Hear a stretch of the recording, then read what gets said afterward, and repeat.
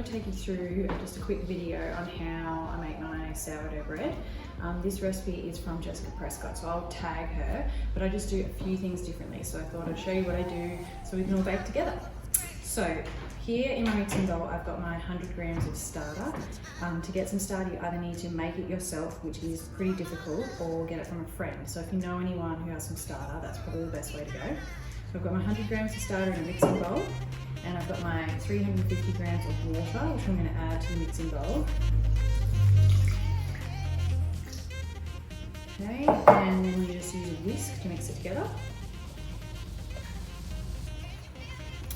And you just want it to be fairly incorporated, not you don't have to be perfect about it. Doesn't all need to be fully incorporated, but just mix it around as much as you can. And then once we've done that, we're going to add our 450 grams of plain flour, baker's flour, and our 50 grams of rye flour. And then you want to use your hands and bring it together to create quite a shaggy sort of dough. So it's not going to be smooth or anything, it's just going to be quite wet and like a shaggy looking. So I'll just bring that together now. And it just needs to be, again, incorporated. You don't need to like knead it for ages or anything, you just want to bring it all together and make sure it's all mixed through. All right. Now, got to get all that dough off your hands as much as possible. Once you've got as much off as you can, give it a wash.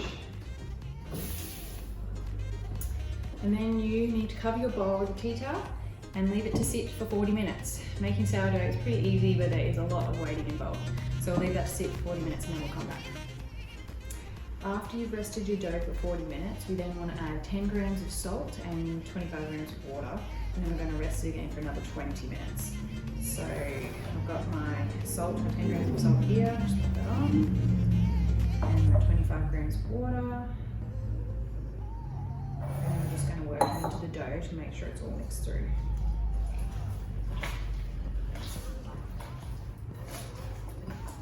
And the dough shouldn't stick to your hands as much now because we've added the extra water to it.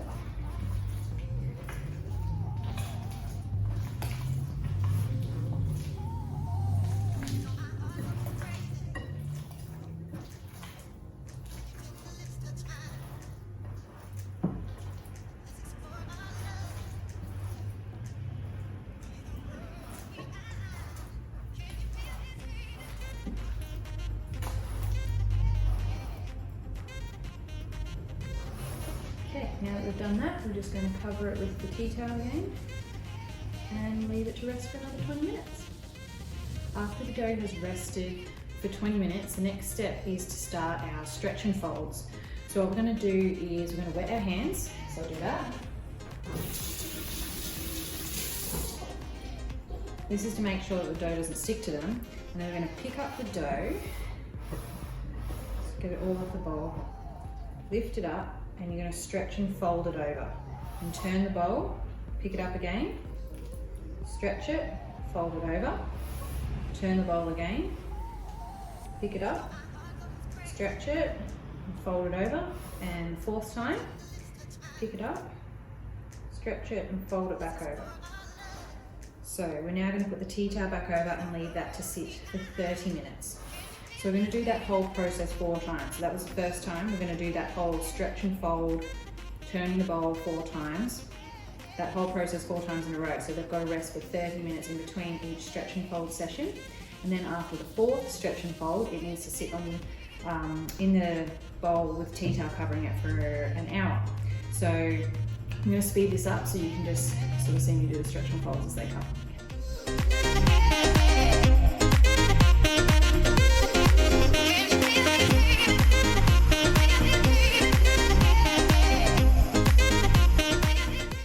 Now it's time to do our pre-shape. So what you want to do is get a bit of flour and sprinkle it on top of the dough. And you want to turn out your dough with the floured side down, like this. Now, it's a really sticky sort of dough, which is what makes it nice and airy.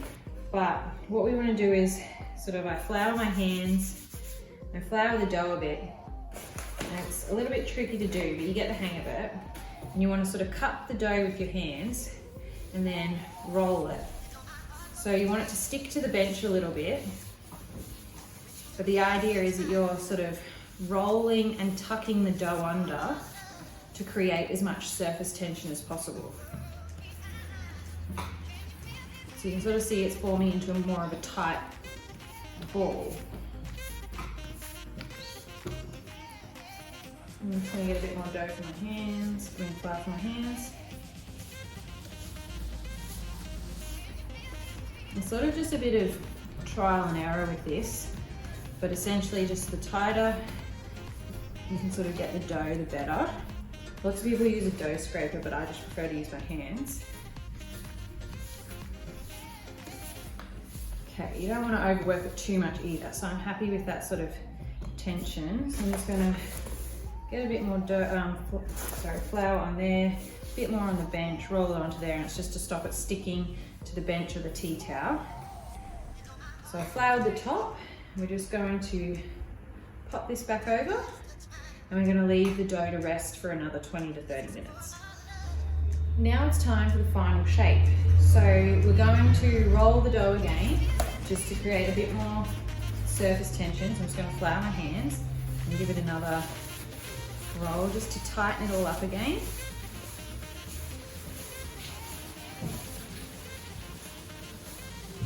Just want to stick to the bench a little bit more.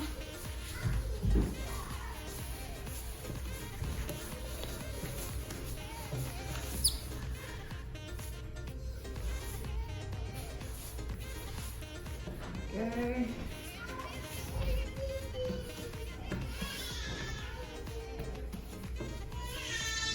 Ignore the kid noise in the background.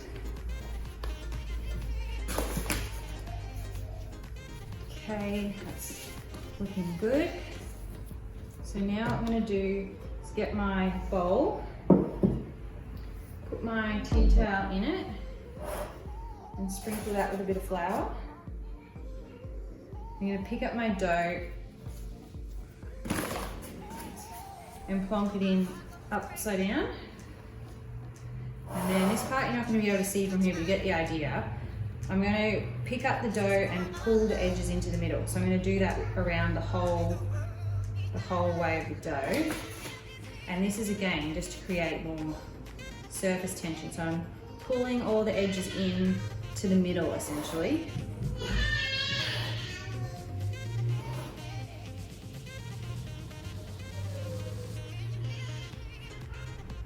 And then once that's done, we're going to sprinkle with a little bit more flour, fold the tea towel over, and then I'm going to pop that in the fridge overnight, and in the morning we're going to bake.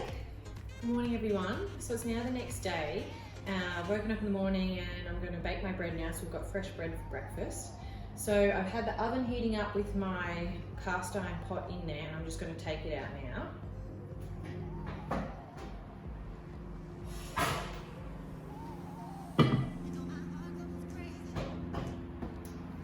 So the first step is that we want to sprinkle either some semolina or some flour into the base of the pot.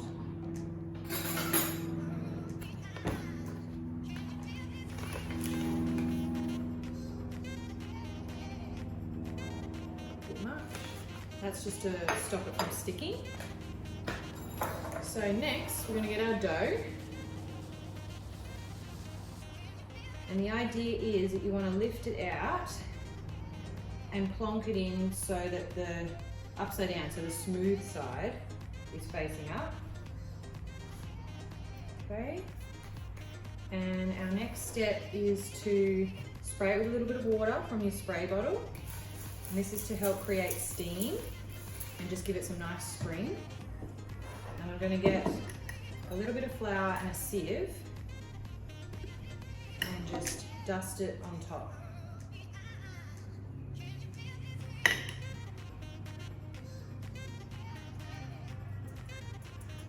Okay, now that we've done that, if you can get your hands on a razor blade, it's so much better than using a knife just because it's so sharp.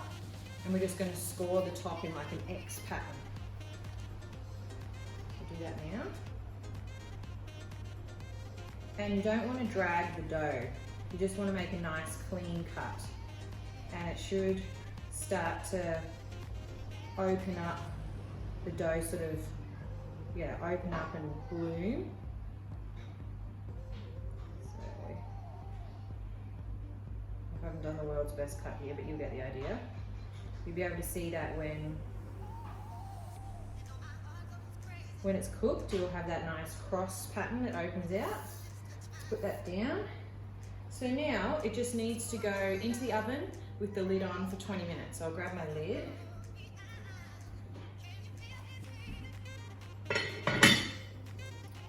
And pop it straight back in the oven.